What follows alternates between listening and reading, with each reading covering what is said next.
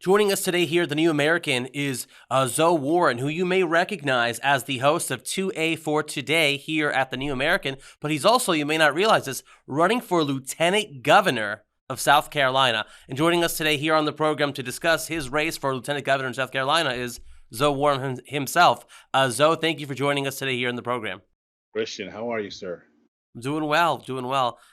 So you're running for Lieutenant Governor on a ticket together with Harrison Musselwhite, also known as Trucker Bob. Now, if you're both elected, because you're both running against the incumbent, Henry McMaster, in the Republican primary scheduled for mid-June, the day of that primary, if you are both elected to the Republican nomination and then eventually to the governorship and lieutenant governorship of South Carolina, how would both of you govern differently than the current McMaster administration? Yeah. First, I want to say thank you so much, bro, for bringing me on the show.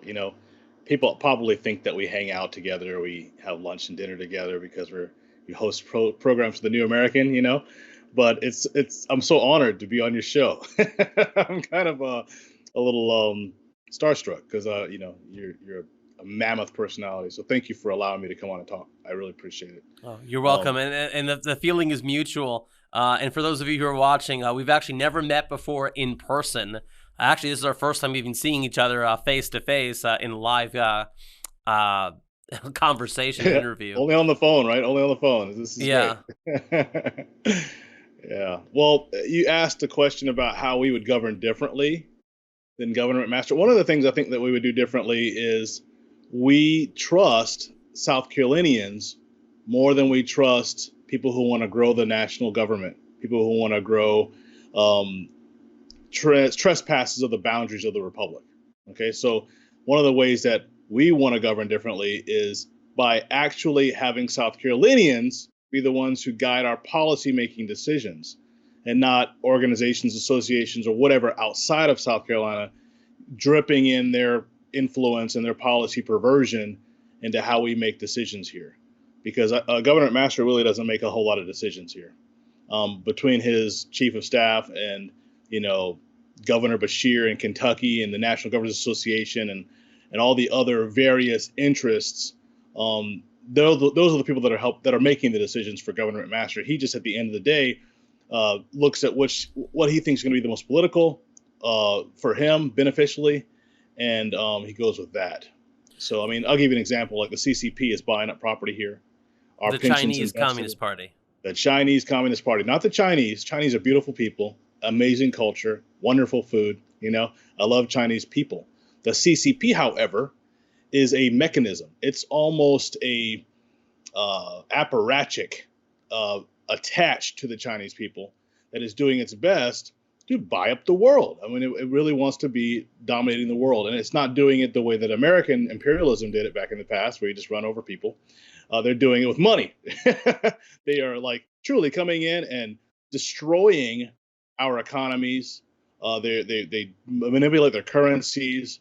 And they pay their people like $2 or $3 an hour, and then we got to compete with them. And they're coming over here buying up thousands of acres at a time. And Governor McMaster had an opportunity to stop that, or at least encourage some legislation that would put an end to that.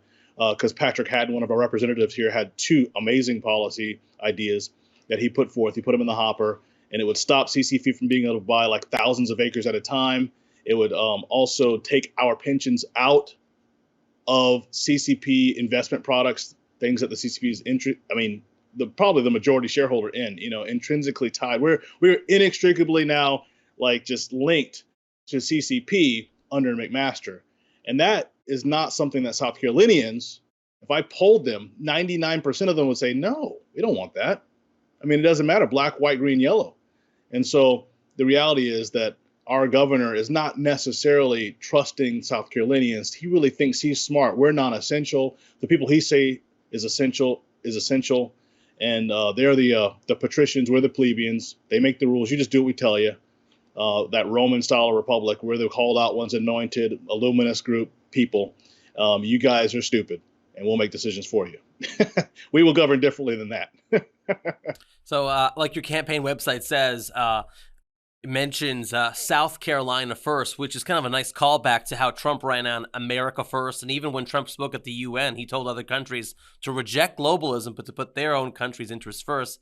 And here, the both of you, yourself, Zoe, and Trucker Bob, are both running on a platform that would put South Carolina first. And my next question was going to be, how would that look like? But you kind of already answered it just now in terms of how you would govern differently, because it sounds like Governor McMaster is not putting South Carolina and South Carolinians first. You mentioned Governor Andy Beshear of Kentucky, who's a Democrat, and so essentially, Governor McMaster, according to yourself, he is running the state with the advice and consent of even Democratic governors, seeing what they're doing in other states in South Carolina. Is that how you would describe a situation, that Democratic policies that you see even in places like Kentucky are also being instituted or implemented by your state's Republican governor?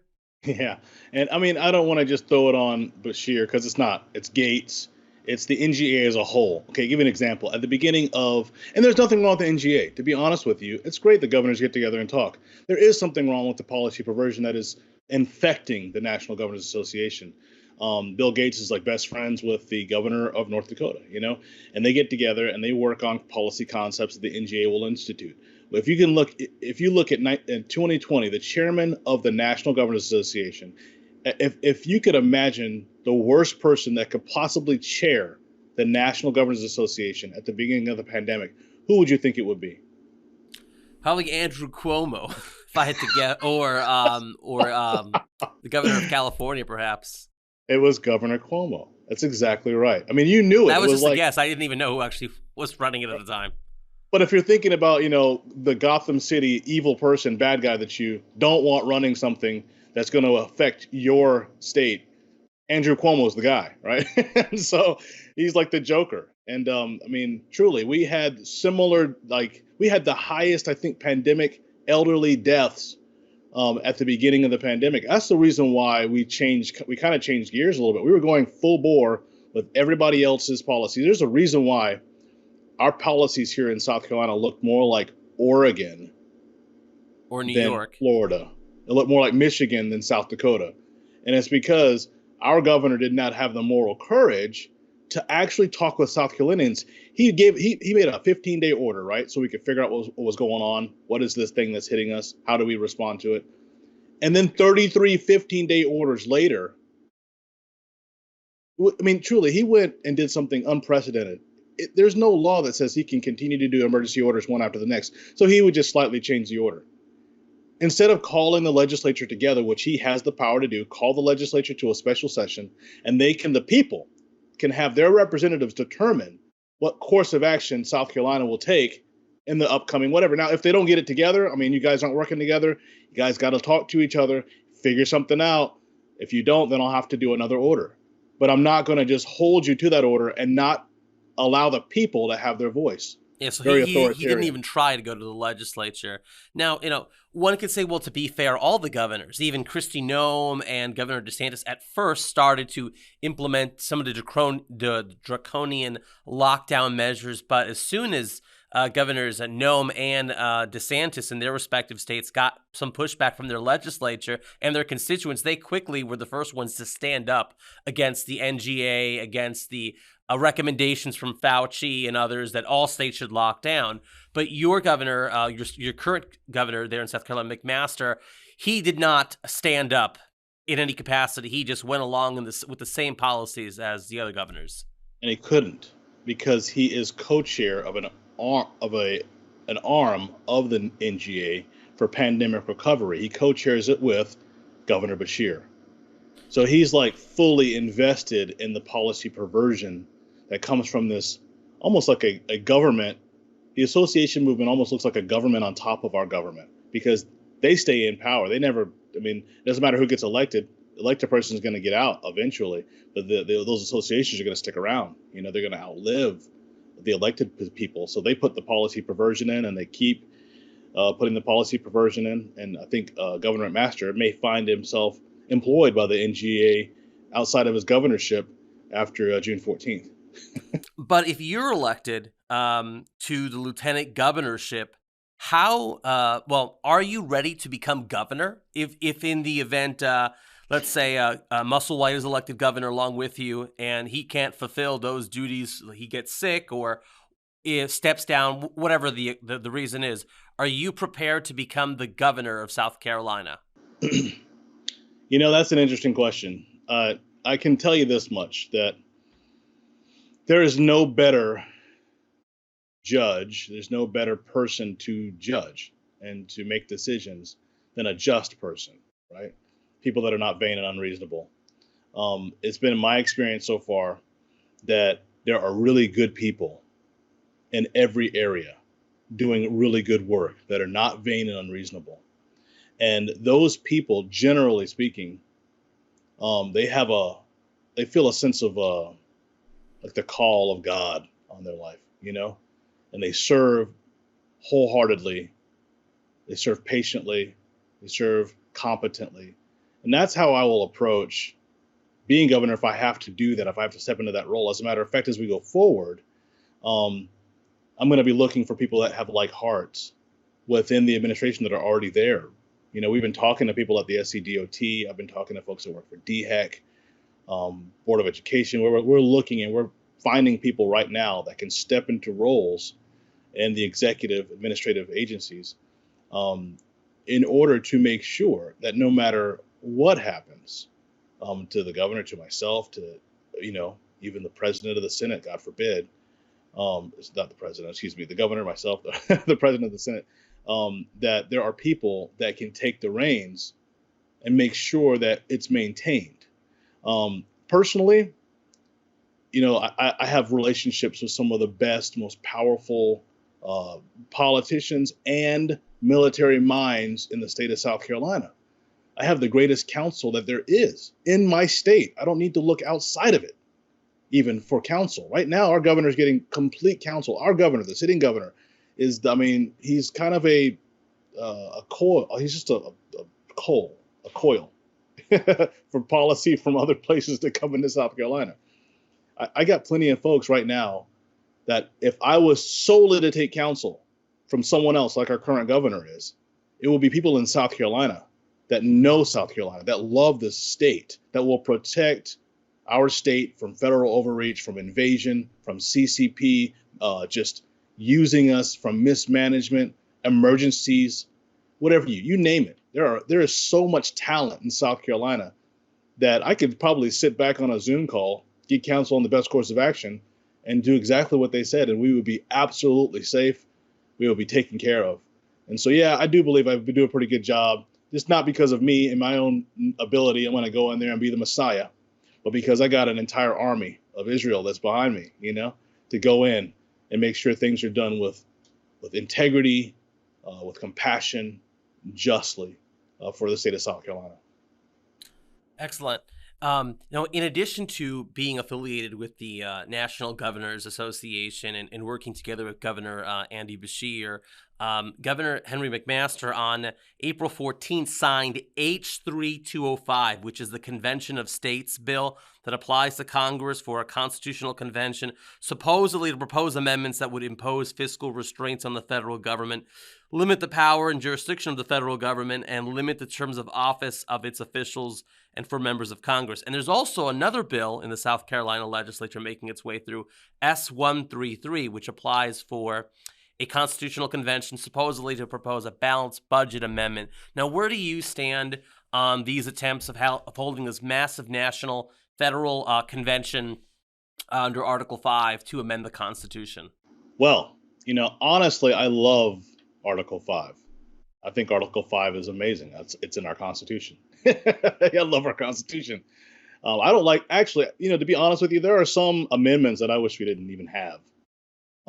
However, when our Constitution was written and when it was amended, when it was ratified, you know what? It's gotten worse. Every time they've gone to the Constitution, things have gotten worse. They haven't gotten better. Now, the possibilities of changing are there. But whenever they were, initially going in to amend the Articles of Confederation, they did something very similar to this, right?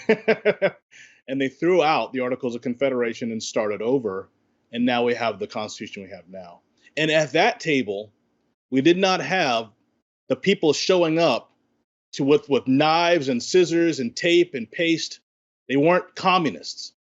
Right now, 50% of the people that are going to come to the table are full-blown, full-bore communists. They're anti-American. They don't want the American form of republic to exist anymore. They want to crash the plane, right?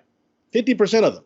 And then out of the other 50% who have an R next to their name, but they wear blue underwear, they wear the red ties, those guys, 30% of them are also Trotskyites. They love high taxes. They love going to war. They love having power. They love total government.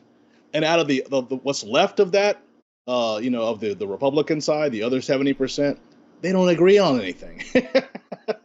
This is the worst time ever for anyone to try to go do surgery on the Constitution, because we have people who don't even like the country that have an opportunity to come to the table.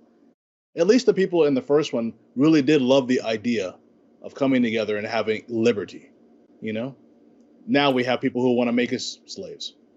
And that's what your campaign is really all about, liberty. And so where could those who want to advance the message of liberty in South Carolina, who want to support your race for lieutenant governor and Musselwhite for governor, what website or campaign page should they go to learn more about the campaign and get involved if that's something that they want to do? Yeah, if you guys will go to www.votetruckerbob.com. Again, votetruckerbob.com. Our platform is there. We have a way for you to get involved if you want to sign up and be a volunteer. Obviously, we need people helping us all over the state. We're obviously also needing money. So there's a donate tab there as well. I mean, we're going up against the darling of the chambers. We're going up against the darling of big business, globalism, the darling of, policy perversion, even allowed by the federal government with the DOD, the misinformation campaign of the vaccines, all of that stuff. A guy who wore a mask until, maybe August of last year saying, wear your mask, wear your mask, wear your mask, So we need your help. So go to votetruckerbob.com. If you really like what we experienced, not just in 2020 and 2021, but if you really like growing the federal government, if you like the idea that the federal government would owe us $600 million for holding its poison nuclear waste, and then they make a deal with our AG where they don't have to pay us until 2037, okay? If you like that kind of thing happening in South Carolina, then McMaster's your guy. But if you're ready for liberty, if you're ready for someone who will be a guard and protect your life and your property, who will prevent federal and medical tyranny, who will stop the FBI shaking down school board, parents protesting school boards, if you want a governor that will protect you, then Harrison Musselwhite and Zoe Warren are your guys. Okay, well, thank you so much. Take care and God bless you.